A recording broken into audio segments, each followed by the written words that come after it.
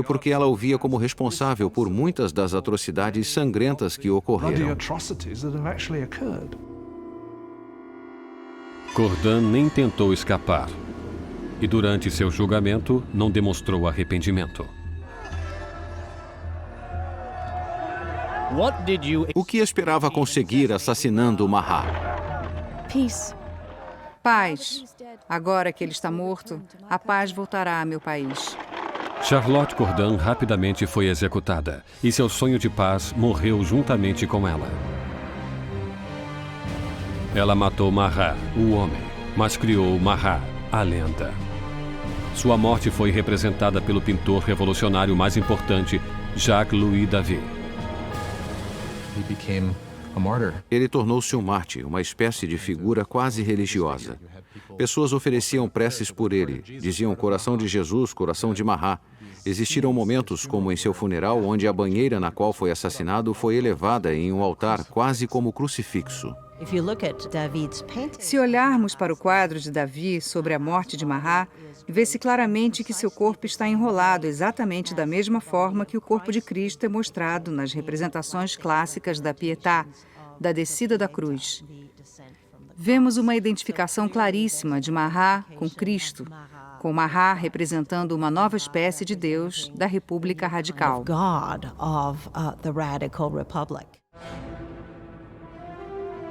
Robespierre inveja a adoração dedicada a Marat.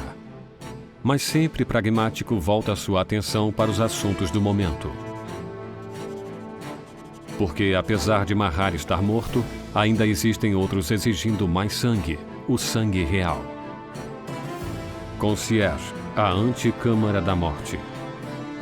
8 meses após a execução de seu marido e apenas dias após a morte de Charlotte Corday, Maria Antonieta está presa ali, em uma cela repulsiva, completamente sozinha.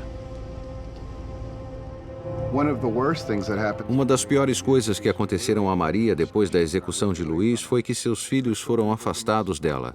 Sabemos que eram a coisa mais importante para ela, e Maria sabia que seu filho estaria sujeito a terríveis violências para fazê-lo esquecer que algum dia pertencera à realeza, por seus revolucionários. E ela estava certa. Poucos anos depois, seu filho morreu de negligência e violências terríveis. A ex-rainha Maria Antonieta estava com 38 anos de idade, mas a revolução a envelhecera, era apenas uma sombra. Maria Antonieta fora uma mulher muito bonita e elegante até a Revolução. Entre 88 e 89, emagreceu e seus cabelos ficaram brancos. Abandonou toda a sua vaidade e suas coisas bonitas. Ficou magra demais. Quando chegou ao julgamento, estava irreconhecível.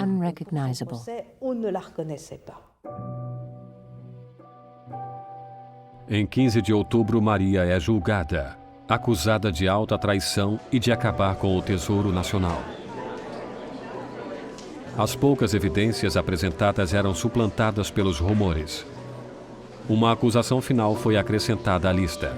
Ela foi acusada de incesto com seu filho. Disso, Maria levantou-se para defender-se. Apelo à consciência e sentimentos de todas as mães presentes para declarar se não existe uma só entre vós que não estremeça ouvindo tais horrores. E naquele momento houve uma mudança na corte, porque todas as mulheres sentiam que estavam implicadas e perceberam que foram longe demais em suas acusações.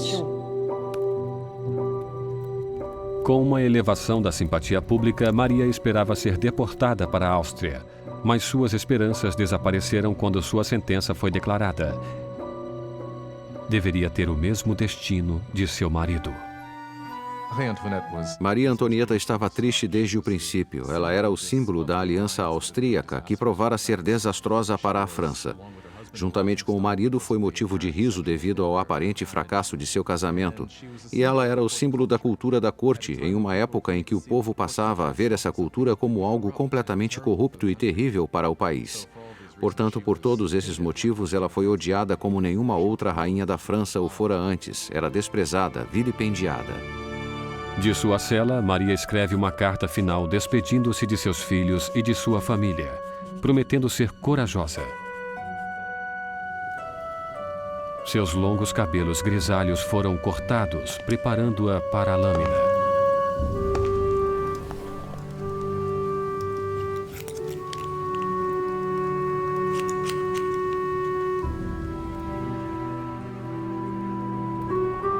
Suas mãos foram fortemente amarradas. Quando saiu pelos portões da prisão, esperava uma carruagem. Em vez disso, foi levada por uma carroça como uma criminosa comum. Ela esperava que, quando fosse levada para a execução, teria o mesmo tratamento do rei, que iria em uma carruagem fechada para que a multidão não pudesse vê-la. Mas colocaram-na em uma carroça aberta para que as pessoas pudessem gritar todo tipo de ofensa, coisas terríveis, ameaças horríveis. Uma sombra da soberana que foi um dia. Maria Antonieta mantém uma dignidade de rainha enquanto desfila pelas ruas de Paris.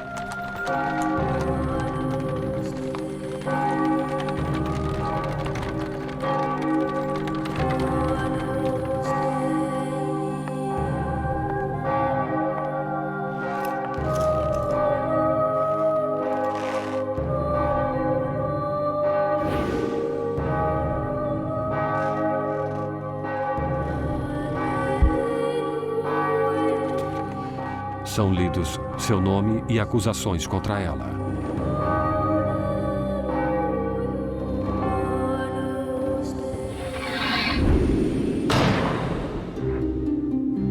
A última rainha da França está morta. Vários dias depois, seguiram-se mais execuções. Os membros da Convenção Nacional perceberam o exagero de mortes. Já perdiam colegas um após o outro para a guilhotina. A revolução parecia Saturno devorando seus próprios filhos. Danton diz: A revolução, meus amigos, não é feita com rosas.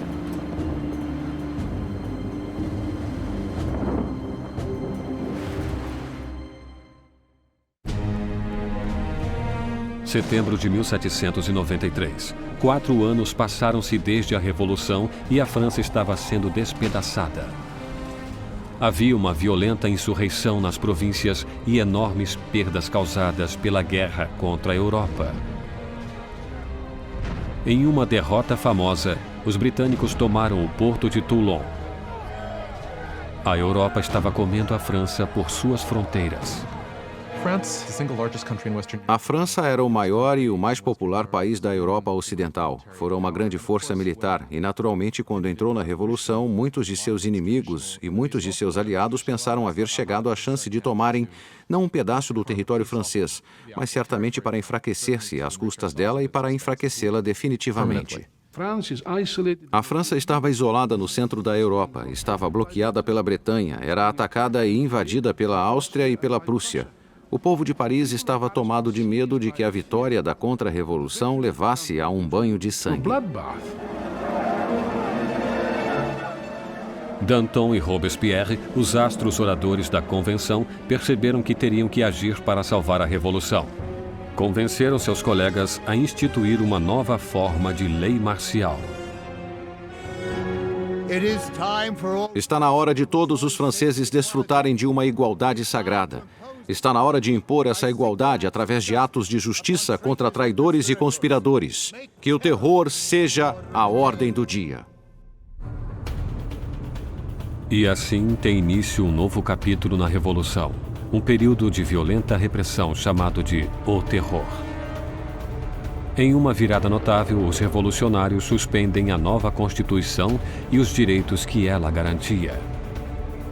Espiões policiais espalham-se por todo o país. Qualquer um que fosse suspeito de atividade contra-revolucionária era preso, rapidamente julgado e enviado para a lâmina nacional.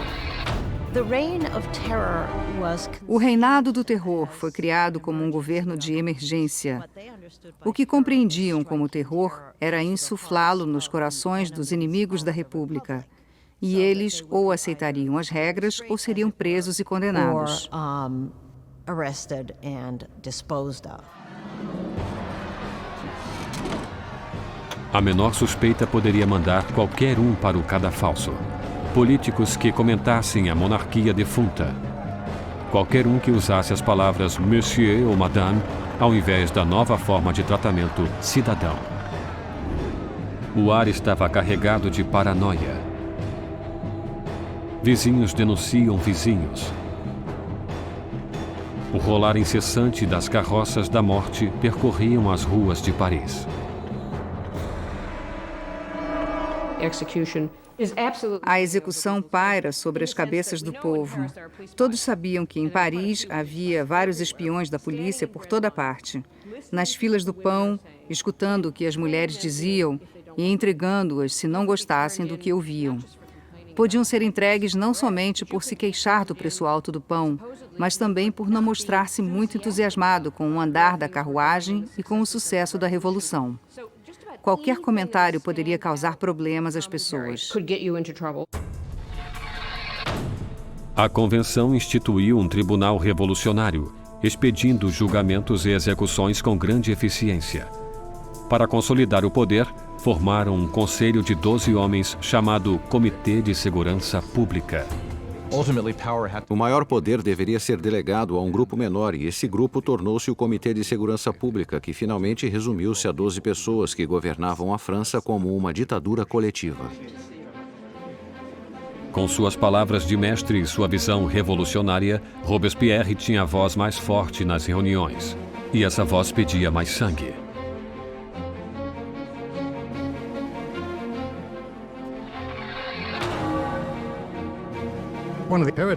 Uma das incongruências da vida política de Robespierre era que inicialmente ele era um oponente apaixonado da pena de morte, e naturalmente isso voltou-se contra ele quando mais tarde tornou-se igualmente ferrenho a favor do terror e da guilhotina. Ele jamais explicou-se claramente, exceto para dizer: os tempos mudaram.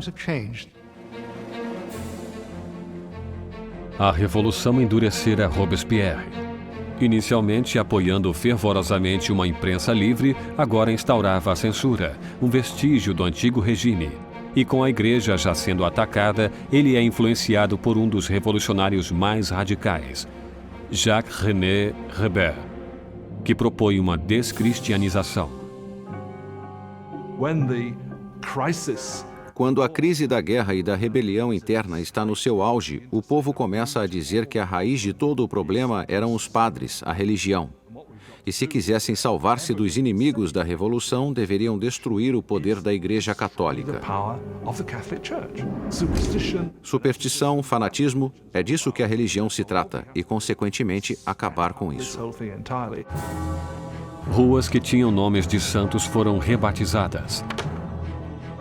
Ícones religiosos foram destruídos e substituídos por tributos ao novo São Marat. A igreja passou a ser o inimigo dos revolucionários radicais. Altares eram arrancados das igrejas e catedrais, o vidro era quebrado, as estátuas destroçadas. A riqueza da igreja simplesmente desaparecia. Para a opinião europeia, isso era ainda mais chocante do que a morte do rei. Nem mesmo o calendário cristão foi poupado. Os anos já não eram marcados a partir do nascimento de Cristo, mas de setembro de 1792, a queda da monarquia. Agora era o ano 1. Os meses receberam nomes de acordo com as estações. Julho tornou-se Thermidor, abril Floreal. Os meses foram partidos em 3 semanas de 10 dias cada. O calendário revolucionário foi destinado como uma arma contra o cristianismo, contra a fé cristã. É claro que com uma semana de 10 dias não haveria mais o domingo e o povo nem sabia mais quando seria o domingo. Era o que esperavam. O terror espalhou-se por toda a França. Insurreições são abatidas com uma crueldade sem limites. Na cidade de Lyon, onde os contra-revolucionários ganhavam terreno, o Comitê de Segurança Pública exibe um exemplo cruel. Centenas de rebeldes são amarrados, enviados para os campos e assassinados em massa.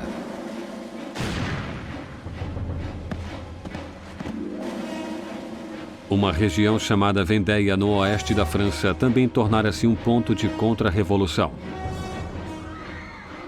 Rebeldes e padres foram amarrados juntos e colocados em barcos que eram afundados sem piedade.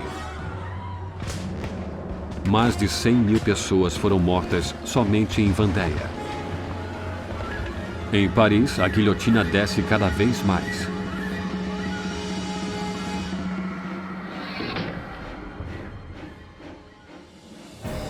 Os exércitos franceses finalmente conseguem vitórias nas fronteiras.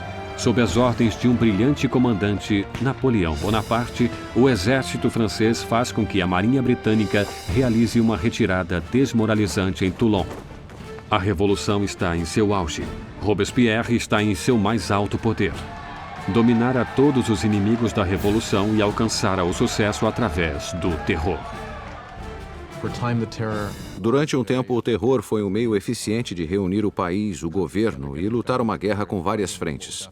No leste e no norte, por toda parte. Lutando contra uma guerra civil em Vendéia, a mais sangrenta de todas. E também a guerra civil contra os girondinos e contra todos os revolucionários que se voltassem contra Paris. O terror atingiu sua meta, mas não parou.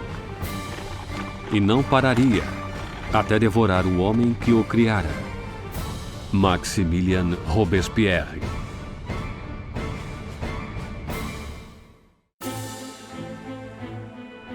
Com o sangue do terror, Maximilien Robespierre salvou a revolução. Um exército revigorado repele os ataques na fronteira e os conflitos internos terminaram. No ponto mais alto de seu sucesso, Robespierre sonha com uma meta ainda maior: usar mais terror para moldar um novo tipo de sociedade. Uma república da virtude. Por virtude, ele entende virtude cívica, que é um ponto pacífico para Robespierre. Por exemplo, não se pode ser um cidadão virtuoso simplesmente obedecendo à lei e baixando a cabeça. É preciso estar ativamente envolvido no trabalho do Estado. E isso incluía para Robespierre a destruição de seus inimigos do Estado. Em 5 de fevereiro de 1794, Robespierre fez um discurso explicando sua filosofia. Terror sem virtude é desastroso, mas a virtude sem terror é inútil. Ele associava o terror com a virtude. O terror, naquele momento, tornava-se em seu pensamento um instrumento pelo qual poderia criar a virtude. Mas outros discordavam. Para Danton, a revolução tomava o caminho errado. Ele e seus seguidores, os dantonistas, acreditavam que era hora de parar com o terror, servir a seu propósito e corria o perigo de alimentar os revolucionários com seu próprio fogo. Na primavera de 1794, as coisas começavam a melhorar. A situação do alimento não era tão ruim e o esforço para a guerra melhorava. Danton dizia basicamente que era preciso tomar um caminho novo para o governo, que precisavam chegar a um tipo de normalização. Robespierre acreditava que ainda era cedo. Danton começaria a organizar um grupo para discutir que deveriam terminar com o terror. Robespierre vê isso como uma ameaça direta ao governo, não como uma diferença de opinião sobre a direção de uma política, e sim como uma traição em potencial. E na República de Virtude de Robespierre, só existia uma resposta para a traição. Os dantonistas são presos e rapidamente sentenciados à morte. Robespierre mandou milhares de pessoas para o cadafalso, mas não está tranquilo com aquelas execuções sangrentas. Não atende os pedidos dos seus antigos amigos e aliados. Quando se encaminha para a lâmina, Danton grita: Meu único arrependimento é ir antes daquele rato, Robespierre.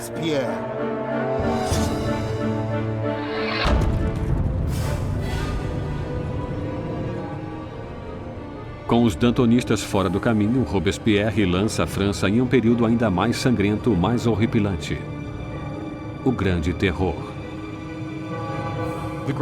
O Grande Terror foi o nome dado à última fase do terror na primavera e no verão de 1794.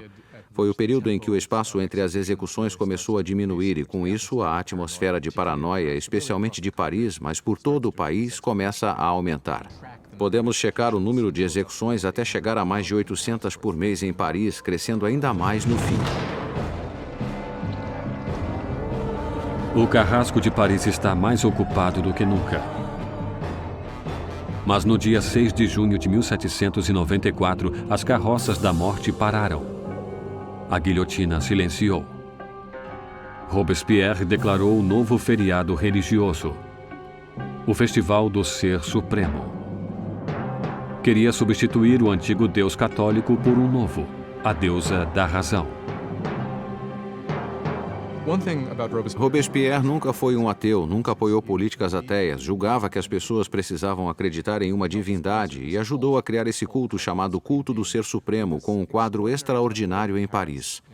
Em junho de 1794, havia coros de pessoas vestidas de branco cantando uma espécie de montanha de papel machê que foi construída no centro de Paris. E no momento crítico da cerimônia, Robespierre emergia no topo dessa montanha, vestido com uma toga e caminhando para o povo. Estou certo de que nesse momento muita gente pensou: o que ele está pensando? Que é Deus? Que é o rei?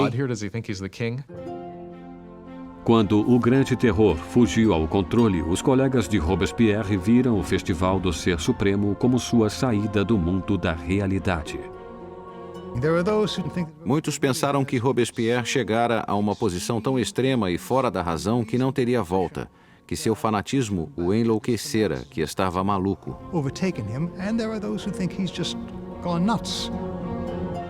Mais uma vez, as suspeitas de Robespierre voltaram-se para aqueles mais perto dele.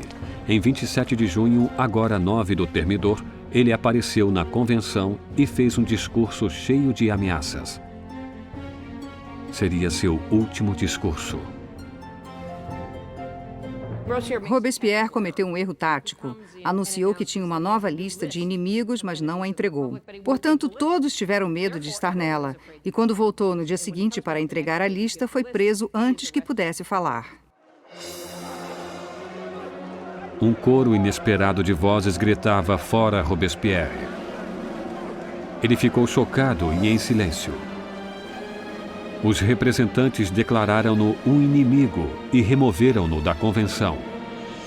Robespierre e vários de seus associados foram levados para a prefeitura, onde foram vigiados a noite inteira. Pela manhã, ouviram-se gritos. Os guardas correram para o segundo andar. Abriram a porta e viram uma cena inesperada. Um dos seguidores de Robespierre atirara-se pela janela. Outro atirara na própria cabeça. E Robespierre é encontrado semiconsciente com um ferimento de bala no rosto. Sua mandíbula partida por uma aparente tentativa de suicídio. Robespierre passa suas últimas horas sobre a mesa do Comitê de Segurança Pública, na mesma sala onde espalhara o terror até seu final sangrento. Enquanto é ridicularizado e insultado por seus antigos colegas, Robespierre não pode responder. O grande mestre da oratória fora silenciado. Na Concierge, onde a última rainha da França o precedera, Robespierre foi preparado para a navalha nacional. Seu companheiro de cela, o revolucionário Saint-Just, apontou para um quadro dos direitos do homem e disse: "Pelo menos fizemos aquilo." Robespierre dominara uma revolução e mudara a face da França.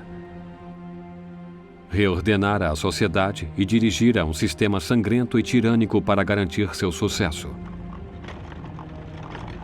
Mas estava destinado a ser uma de suas últimas vítimas.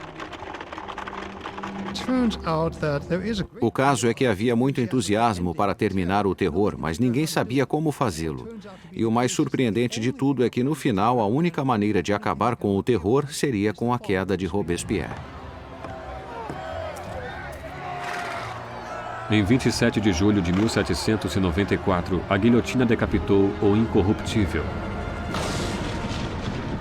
E foi derramado o último sangue do terror. O terror morre com Robespierre, mas a revolução não. Os direitos do homem, a democracia, a nova república, os resultados da revolução sobreviveriam aos próprios revolucionários. A França entraria em um período de incertezas, congelada entre o medo de outro terror, ou pior ainda, um retorno à opressiva monarquia que o precedera. Depois de 5 anos instáveis, o poder novamente é consolidado nas mãos de um único homem: Napoleão Bonaparte. Os historiadores discordam sobre o fim da Revolução.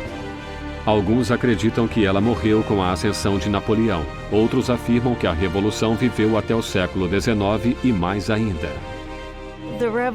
A Revolução foi o primeiro modelo definitivo em que um povo tomou seu destino com suas próprias mãos. A ideia, os antigos súditos, os que estavam em melhor posição, ou a monarquia mais gloriosa da Europa pudesse definitivamente reviver sua história, foi algo com resultados incríveis. A Revolução destruiu a parte fútil da Europa e mudou para sempre o curso da civilização ocidental. A questão levantada pela Revolução Francesa é saber quanto de violência é justificável para conseguir-se uma sociedade melhor. O povo teria o direito de destruir o que julgava ser um sistema injusto para substituí-lo pelo que estava convencido fosse mais justo. Quanto de violência é justificável para esse fim? Ainda temos que pensar no assunto. Enquanto Robespierre e seus companheiros dirigiam seu país para o futuro, muitos deles devem ter imaginado qual seria o resultado final. Mais de 200 anos depois do nascimento da República Francesa, o fantasma de Robespierre ainda persegue revoluções da Rússia ao Vietnã, da China à América Latina. A experiência francesa com a democracia inspirou modelos por todo o mundo. Onde existe tirania, o grito por justiça é eterno. Pela liberdade, igualdade, fraternidade.